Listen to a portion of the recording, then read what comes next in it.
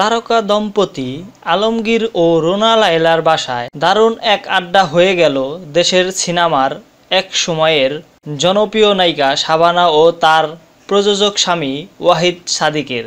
দীর্ঘদিনের সহকর্মী আলমগীর ও রুনা লায়লার দেওয়া দাওয়াতে তারা সেখানে যান, মেতে ওঠেন প্রাণবন্ত আড্ডায়। গত বৃহস্পতিবার সন্ধ্যায় রুনা লায়লার মোহাম্মদপুরের আসাদ অ্যাভিনিউয়ের বাসায় এই আড্ডায় আরও ছিলেন নাশিদ কামাল, আঁখি আলমগীর ও রুনা লায়লার পরিবারের সদস্যরা। মাস তিনেক হলো দেশের সিনেমার এক সময়ের জনপ্রিয় নায়িকা শাবানা ঢাকায় এসেছেন। পারিবারিক কাজ ছাড়া সাধারণত কোথাও বের হন না তিনি। এর মধ্যে একবার গিয়েছিলেন প্রধানমন্ত্রী শেখ হাসিনার সঙ্গে দেখা করতে। এর বাইরে চলচ্চিত্র সংশ্লিষ্ট আর কোনো আড্ডা কিংবা অন্য কোথাও দেখা যায় না এই অভিনেত্রীকে।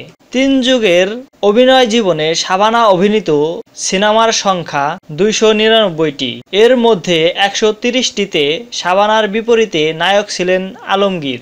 আর রুনা লায়লার গাওয়া বহু গানে সিনেমার পর্দায় ঠোঁট মিলিয়েছেন শাবানা। শাবানার স্বামী ওয়াহিদ সাদিক বলেন, আলমগীরের সঙ্গে আমাদের দারুণ সম্পর্ক। বলা চলে তিনি আমাদের পরিবারেরই সদস্য।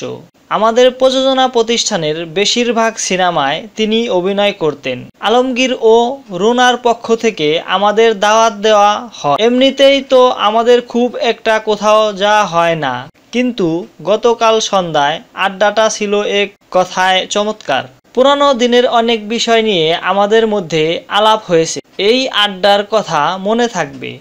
বিনোদন জগতের প্রতিদিনের আপডেট জানতে চ্যানেলটি সাবস্ক্রাইব করুন।